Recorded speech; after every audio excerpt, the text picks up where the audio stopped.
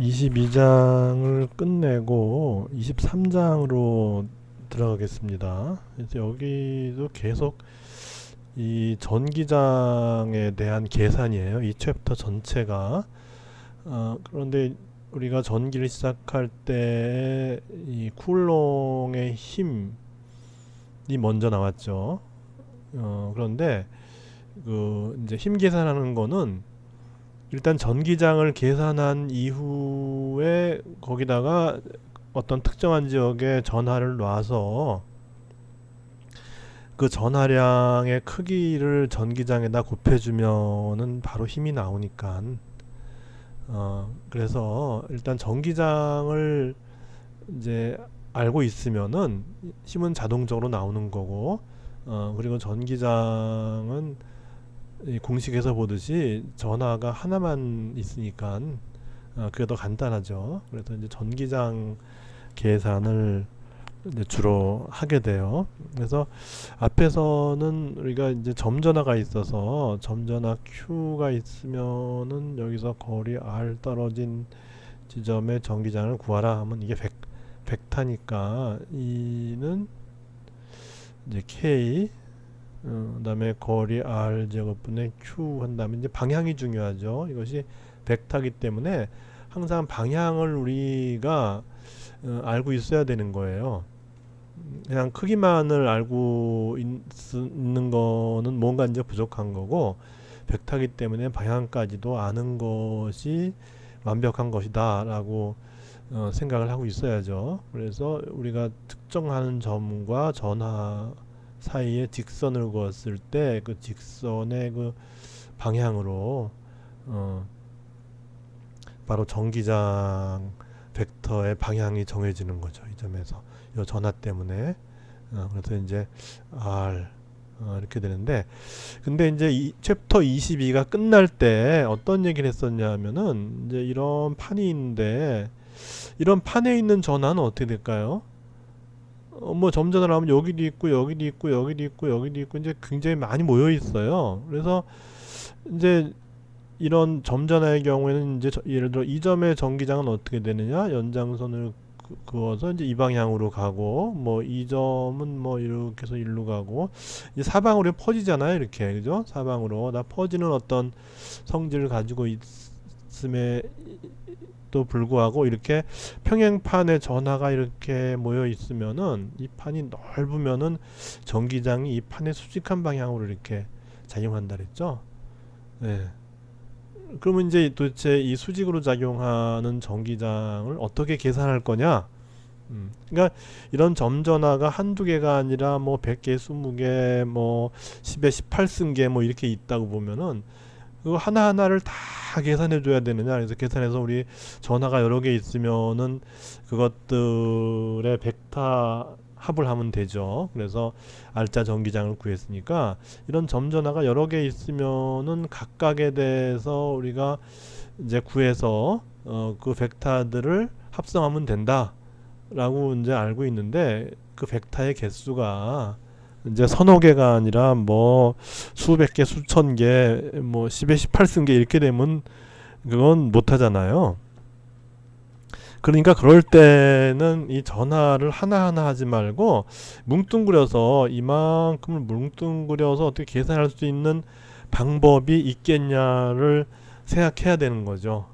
그래서 이제 그런 것이 바로 뭐냐면 연속적인 전화 분포에 의한 전기장. 그러니까 이게 아주 개별적으로 이렇게 개별적으로 딱딱 떨어져 있는 이런 상황이 아니라 이런 것들을 갖다 쭉 뭉뚱그려서 이제 할 수 있는 어떤 방법을 찾아보는 거죠. 그래서 그거를 이제 그, 그 방법을 찾는 걸로 시작을 하는 것이죠.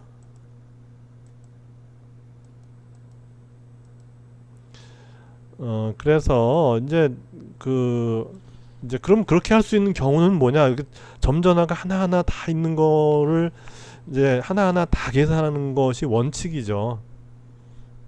하나하나의 점전화에 대해서 하나하나 다 계산하는 게 원칙이에요. 그래서 우리가 전기장 계산할 때 원래는 이렇게 전화 하나하나에 대해서 쫙 다 이제 여기 요거를 다 계산하는 것이 원칙이었는데 이제 그러면 이제 이렇게 하지 않고 이걸 뭉뚱그려서 이렇게 한 지역에 있는 여기 한 부피에 있는 전하들을 모아서 그걸 이제 델타 Q를 이렇게 놓자는 거죠. 이렇게.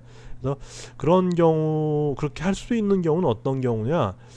이 전하 분포에서의 그 개별적인 전하, 다시 말해서 점전하들이 이렇게 분포하고 있는데 점전하들 사이의 간격이 우리가 전기장을 관측하고자 하는 점과의 거리에 비해서 짧을 경우 그땐 가능하다는 거예요. 그러니까 예를 들어 여기 있는 전하들이 여기도 있고 요 박스 내에서 여기도 있고 뭐 여기도 있고 여기도 있고 이제 이렇게 촘촘히 있어요. 이 전기장을 계산하는 이 이제 요 이제 중심에서부터 요까지 전기장을 계산하는 점까지의 거리에 비해서 여기 모여 있는 전하들 사이에 점전하들 사이의 거리가 굉장히 가까우면 그러면 그때는 이제 이렇게 뭉뚱그려서 하나의 그 덩어리로 볼 수 있다 하는 거예요. 여기 이제 그런 말이 있어요. 많은 전하들 사이의 거리가 일단 많아야죠. 몇 개 안 되면은 그냥 점으로 해갖고 그렇게 서메이션 하는 게 제일 나아요. 제일 정확하고. 그런데 이제 전하가 많을 때, 전기장은 구해야 되겠고 전하는 많아요. 그런데 이들 전하들 사이의 거리가 많은 전하들 사이의 거리가 이 전하에서 전기장을 구하고자 하는 점까지의 거리에 비하여 매우 짧은 경우, 이런 경우는 이제 뭉뚱그려서 할 수 있다는 얘기죠. 이런 경우는 전하계를 연속적이라고 하고 이런 그 이제 연속적으로 분포한 그 전하의 계산은 이제 뭉뚱그려서 하나로 보자는 얘기죠. 여기 보면 이제 Q1도 있고 Q2도 있고 Q3도 있고 다 있는데 이것이 이제 가까운 거리에 있고 그리고 전기장을 계산하고자 하는 이제 점의 거리는 매우 멀어요. 이제 그럴 경우에 여기 전체를 갖다 하나로 뭉뚱그리자는 거죠. 뭉뚱그려서 또 여기도 있고 여기도 있고 뭉뚱그려서 이제 계산하면 돼요. 계산하면 되는데 이것도 이제 예를 들어서 저기 뭐 저기 100개를 뭉쳤다 그럽시다. 100개를 뭉쳤어요. 근데 전체 전화 개수가 10의 18승계예요.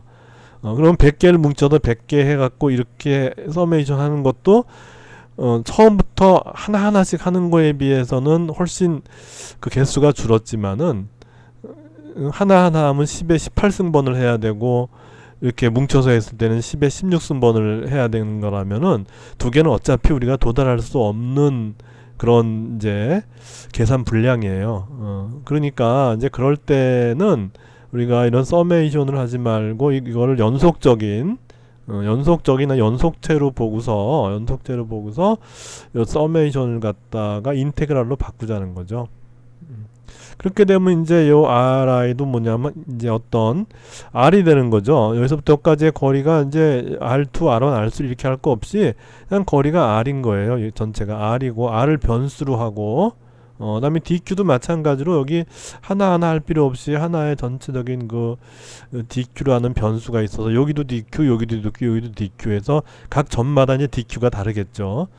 그렇게 해서 dq를 구하고 각 점마다의 거리를 구하고 그렇게 해서 그 점에서의 또 이제 벡터가 있겠죠, 그죠? 그 단위 벡터도 마찬가지로 하나하나였던 것이 이제 적분 안으로 들어가면은 이제 일반화시켜서 이제 이렇게 이런 그 저기 첨자가 없는 이제 그런 그 양으로 이렇게 바뀔 수가 있다는 거죠. 그렇게 되고 이제 이 전하 분포가 부피에 의한 분포면은 어떤 부피 밀도 그래서 이제 거기에 있는 전체 전하 나누기 그 부피한 거 그렇게 해서 이제 부피의 밀도를 해서 이제 그 부피 dv를 곱하면은 dq가 나오는 경우 그리고 앞에서 왜 이제 판에서 했었죠. 판에 우리 바로 직전에 두 판이 마주보고 있는데 할 때 그 판에 이제 판에 면이 있죠. 그 면에 전하가 분포하고 있을 때는 이제 그 전하량 나누기 면적해서 이제 면 밀도로 하면 되고 그리고 어떤 경우는 이제 쭉 직선이 있는데 직선 또는 곡선도 마찬가지죠. 뭐 어떤 원형이라든지 뭐 직선이라든지 어떤 그런 그 이제 선을 따라서 전하가 분포하고 있을 때는 밀도는 어떤 선 일부분에 그 있는 전하량 나누기 그 선의 이제 길이 부분 이렇게 해주면 이제 그 길이 밀도가 나온다. 그렇게 해서 이제 DQ를 결정하고 그 다음에 그 DQ가 가지는 전기장의 방향을 결정하고 그리고 이제 전기장을 결정하는 점까지의 거리를 결정해서 인테그랄을 하면 그 점에서의 전기장이 나온다. 이렇게 되는 거죠. 그래서 이제 그런 거에 대한 예예요. 이제 여기 뒤에 나오는 것들은 전부 이제 그런 것에 대한 예로서 그 571쪽의 예제 23.1은 1차원 직선, 즉 이제 이거죠. 이거 선전하에 대한 예가 되겠어요.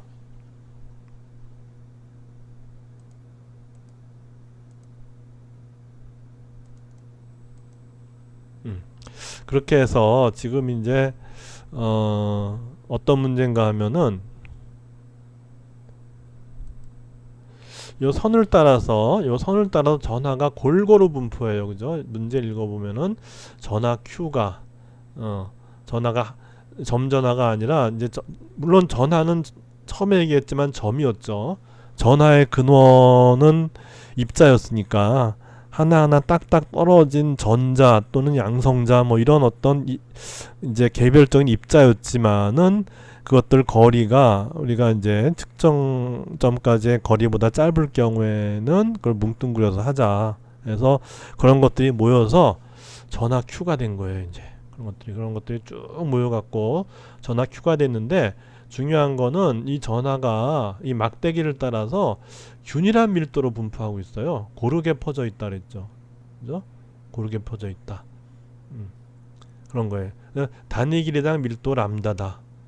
이렇게 되면은 전체 전하 Q가 있고 Q가 골고루 퍼져 있어요. 길이 L에 퍼져 있어요.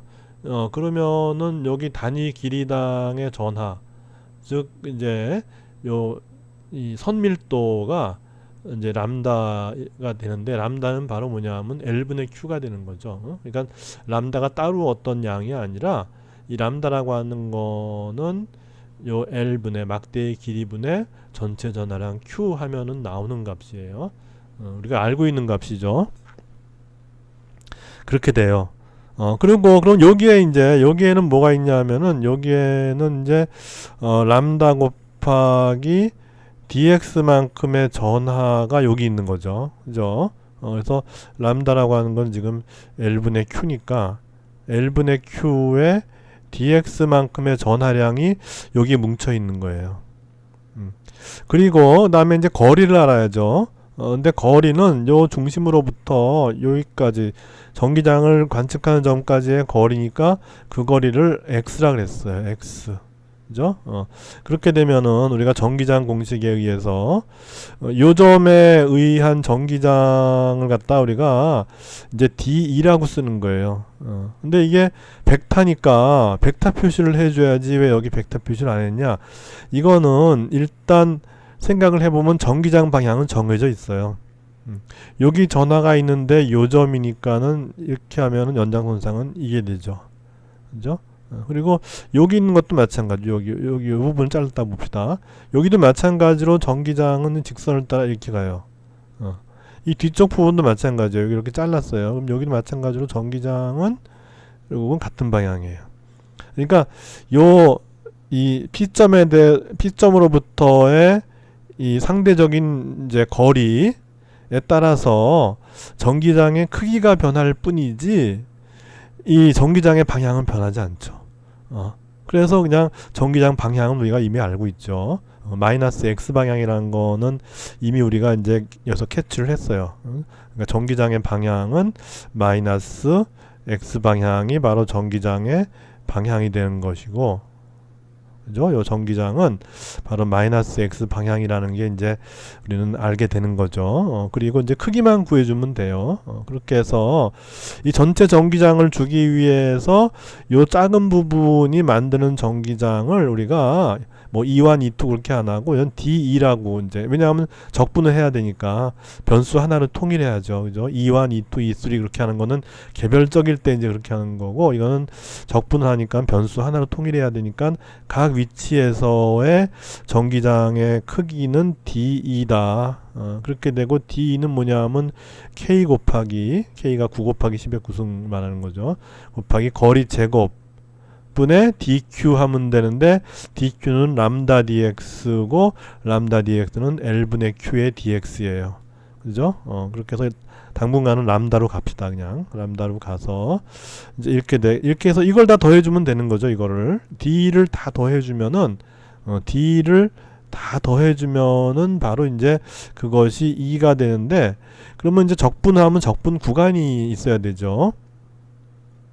그러면 적분 구간은 어떻게 되냐 하면 여기가 이제 요 점으로부터 이 전하가 존재하기 시작하는 점까지의 거리는 A예요. 그죠? 그 다음에 이 막대기에서 전하가 존재하는 점까지의 거리가 L이니까 결국은 요 P점에 대한 요 이제 전하가 존재하는 요 끝점까지의 거리는 A 플러스 L이 되죠. 그죠? 그래서 적분 구간은 A부터 A 플러스 L까지 이렇게 해주면 돼요. 그러면 적분할 때 이제 요건 상수니까 이렇게 끄집어내고 x제곱분의 dx예요. 그러면 적분하면 마이너스 x분의 1이 되죠. x제곱분의 1이니까 그렇게 해서 A부터 A 플러스 L까지 이렇게 되면 이제 여기 마이너스가 있기 때문에 A분의 1에서 요걸 빼줘야죠. A 플러스 L분의 1을 빼줘야죠. 그죠? A분의 1 마이너스 A 플러스 L분의 1 이렇게 되고 람다는 L분의 Q니까 이렇게 써준 다음에 이걸 정리하면은 결국 이제 KQ 나누기 요거 하면은 A의 L 플러스 A분의 L 플러스 A 마이너스 A니까는 A가 상쇄돼서 L만 남죠. 그 L이 지금 요 L과 상쇄되는 거죠. 그죠? 그렇게 돼서 전기장은 A 곱하기 A 플러스 L분의 KQ 이렇게 이제 전기장의 크기가 결정이 되고 방향은 마이너스 X 방향이다 이렇게 이제 해주면은 전기장 벡터에 대한 기술이 완료가 된다고 볼 수가 있는 것이죠.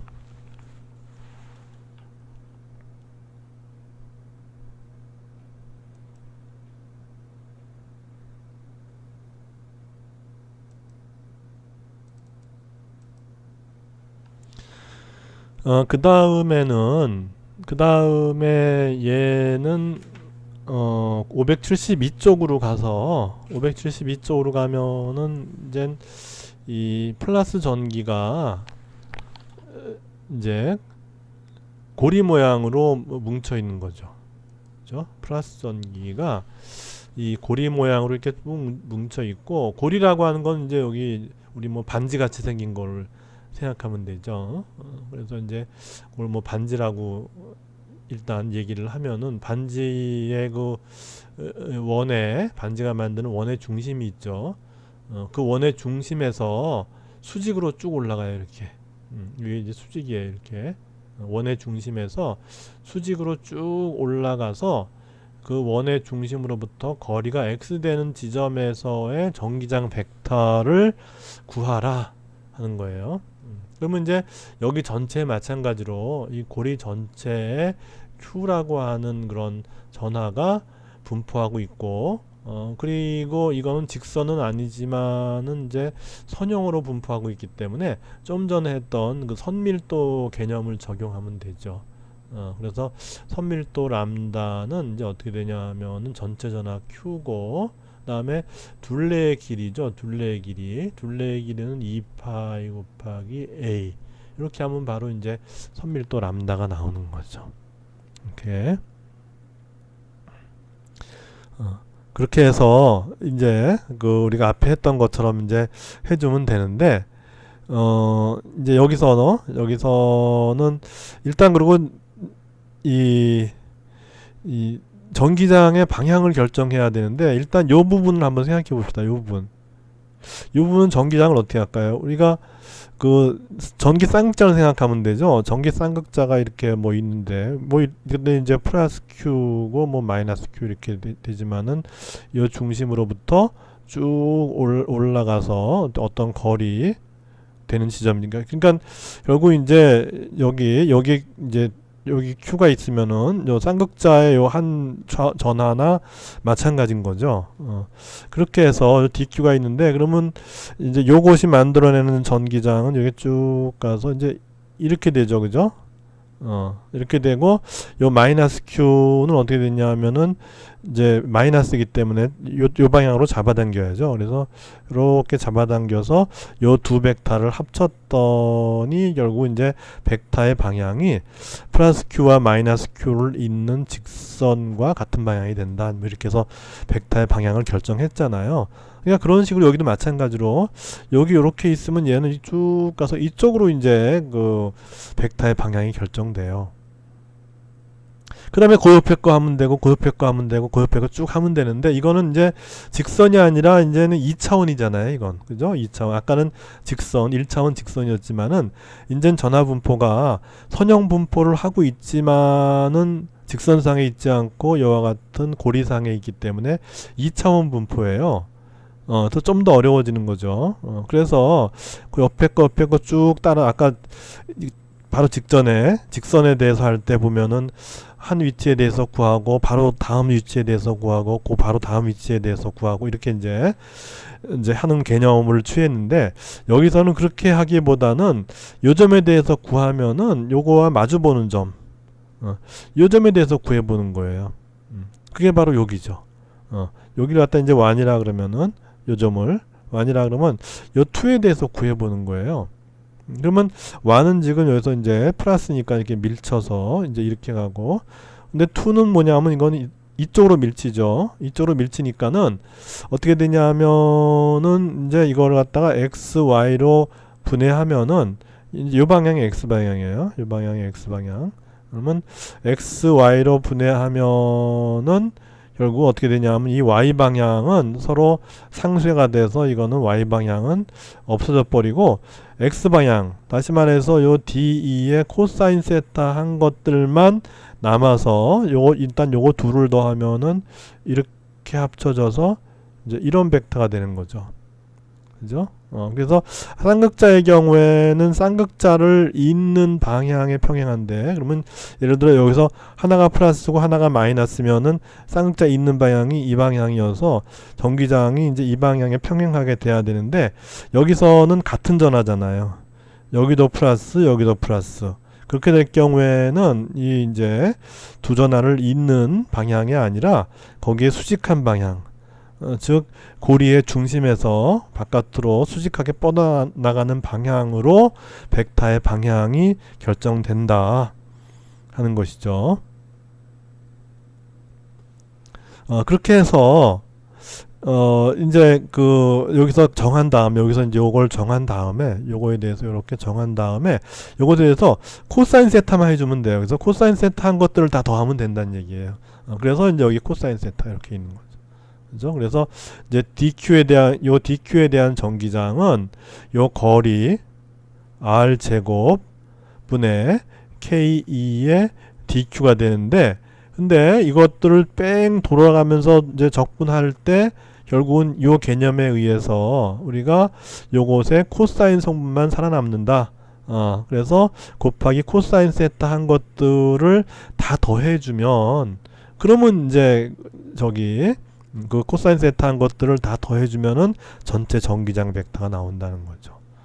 그렇게 해서 이제 보면은 일단 r제곱이라는 건 뭐냐 하면은 여기 a제곱 더하기 x제곱이 되죠. 그죠? 그래서 r제곱은 a제곱 더하기 x제곱 이렇게 되고, 다음에 이제 코사인 세타를 곱하는데, 코사인 세타라고 하는 건 요게 이제 r분의 x잖아요. 그죠? r분의 x예요. r분의 x고, r이라고 하는 거는 뭐냐면 루트 a제곱 더하기 x제곱이에요. 그죠? r이라고 하는 거는 루트 a제곱 더하기 x제곱 분의 x 한 거지. 코사인 세타니까 요거 대신에 요걸 집어넣어주면 되죠. 이렇게 집어넣어주면 돼요. 그러면 이제 요 DQ라는 요 전하에 의한 이제 전기장 부분은 실제적으로 어떻게 되냐면은 이제 K 상수에다가 R 제곱은 A 제곱 더하기 X 제곱 DQ 곱하기 코사인 세타, 즉 A 제곱 더하기 X 제곱의 루트 분의 X 이렇게 돼서 이제 이렇게 되는 거예요. 이렇게 되고 전체 전기장은 이것을 적분해 주면 되죠. 이렇게. 그죠? 이렇게 해주면 된다는 거예요. 근데 이제 이걸 계산하려고 보니까 뭐 x가 있으니까 x가 적분 변수인가? 그러면 뭐 되게 어렵겠네 라고 생각할 수 있는데 그렇지 않아요. 왜냐하면 x라고 하는 거는 요점으로부터의 거리지 요 dq와 관련이 있는 게 아니죠. 그죠?